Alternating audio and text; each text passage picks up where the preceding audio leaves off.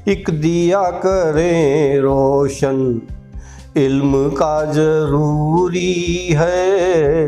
एक दिया करें रोशन, इल्म का ज़रूरी है।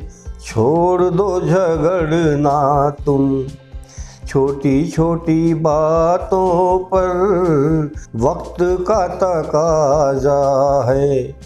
एकता ज़रूरी है, वक्त का तकाजा है। जहन की हांडी में मंदी आंच पर पकते हैं ये, जहन की हांडी में मंदी आंच पर पकते हैं ये।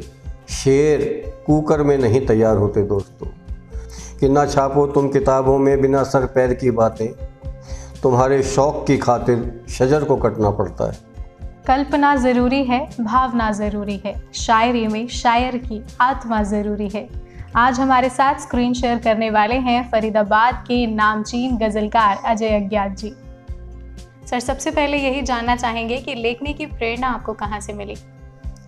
मैं आपको बताना चाहूँगा कि मेरे परिवार में मेरे पिताश्री भी कविताएं लिखते हैं, मेरे चाचाश्री भी लिखते थे कविताएं, और उन्हीं की कविताओं को पढ़ पढ़ कर मेरे अंदर भी ये गुण विकसित हुआ।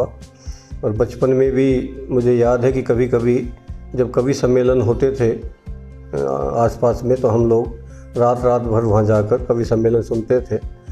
तो कुछ भी कहें, लेकिन ये बात सत्य है कि घर में ऐसा माहौल था। पिताश्री और चाचाश्री को देखकर उनको कविताएं जो उनकी डायरी में होती थी उनको पढ़कर अच्छा लगता था। और फिर ये मेरे को लगता है कि शायद मैं कोई 9वीं क्लास में रहा हूँगा, तो मैंने भी फिर अपना कलम चलाया और जो भी थोड़ा बहुत मैं कह पाया मैंने कोशिश की। उस वक्त जो भी कविता मैं कहता था, लिखता था, उसमें तुकांत मिलाने की कोशिश की जाती थी, और उसके जो विषय होते थे वो अधिकतर प्रेम के ऊपर होती थी या देशभक्ति के ऊपर रचनाएं होती थी। जगजीत सिंह जी की जो हम गज़लें सुनते थे, और उनके सुन कर ही घर घर में जो ये माहौल पहुंच गया कि हर आदमी जो है गज़ल गुनगुनाने लगा, तो 2007-8 के बाद मैंने जो है इस तरफ रुख किया है कि कविताओं से, गीत से मैं थोड़ा गज़ल कहने के लिए कोशिश करता हूँ और सीख रहा हूँ। ये कह लीजिए कि बहुत गहरा समंदर है, जितने भी इस नायाब मोती हैं वो तले में होते हैं, और वहाँ तक पहुँचने के लिए बहुत अभ्यास की ज़रूरत है, बहुत मेहनत की ज़रूरत है। तो मैं अपने आप को गज़लकार या गीतकार या कवि नहीं कहता हूँ। हाँ, एक विद्यार्थी हूँ कविता का, तालिबे इल्म हूँ, मैं सीखता हूँ और सीखने की आगे कोशिश जारी रहेगी। अलग अलग तरह की विधाएं होती हैं, वो 20-25 तरह की विधाएं आपको मिलेंगी। उसमें आप छंदबद्ध भी होती हैं, छंद मुक्त कविताएं भी होती हैं, दोहे हैं, रोले हैं, सोरठा है, कुंडली है, गीत है, नवगीत है, गज़ल है, रुबाई है, ऐसे करके मतलब 2 दर्जन के करीब या उससे भी अधिक ऐसी विधाएं हैं जिनमें हम अपने मन की बात को कह सकते हैं। तो ऐसे ही ये तो हिंदी साहित्य की बात है। अलग अलग भाषाओं में भी हमने देखा है कि वहाँ भी कई बार राइमिंग वाली पोइम्स होती हैं, कई बार बिना राइमिंग वाली प्रोज टाइप में भी पोइम्स होती हैं। और हाइकू जैसी, जापान में हाइकू जैसी विधा बहुत मशहूर है। तो ऐसे अलग अलग तरह की बहुत सारी विधाएं हैं जिस पर अभी हम अच्छे से कभी चर्चा करें तो काफ़ी समय इसके लिए चाहिए। जी, तो सर आप इस दौर में ऐसा कौन सा विषय मानते हैं जिस पर जो है लिखने की अभी भी ज़रूरत है?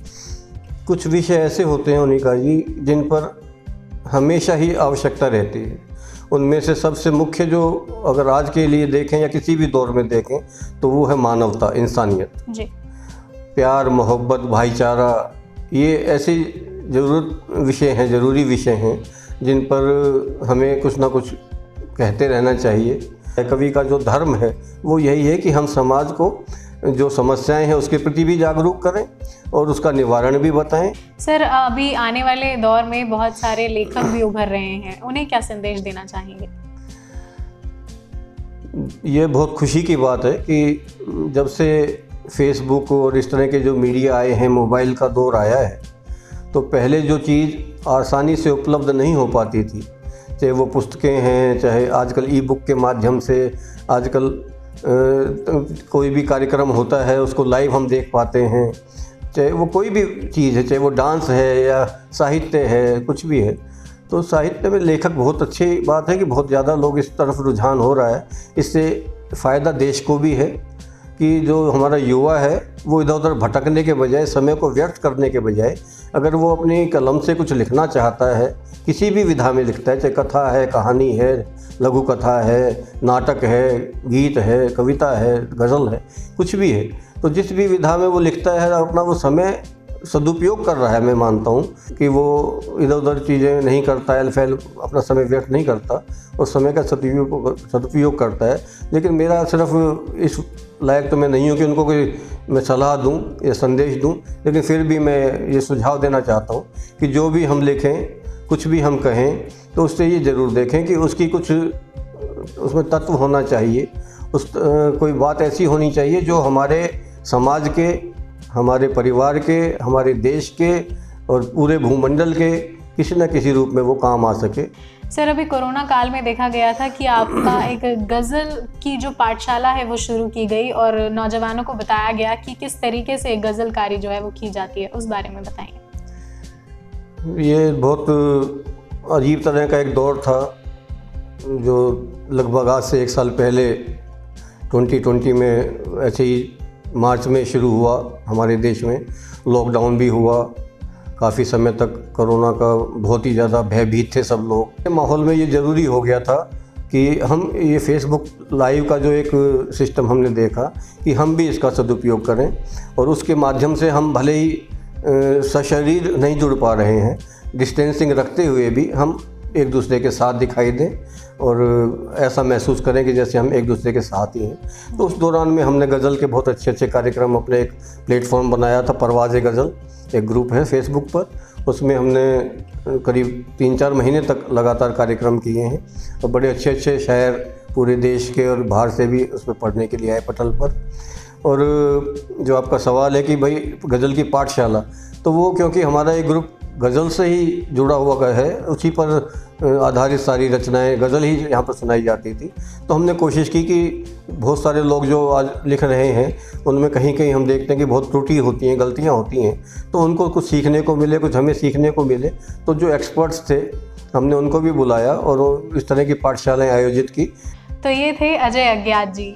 लेखनी जो है वो एक अलग ही कला है और उसमें जितना आप डीप जाएंगे आपको उतना ही उसके बारे में जानने को मिलेगा। ऐसी ही और हस्तियों से हम आपको रूबरू कराते रहेंगे। तब तक के लिए नमस्कार।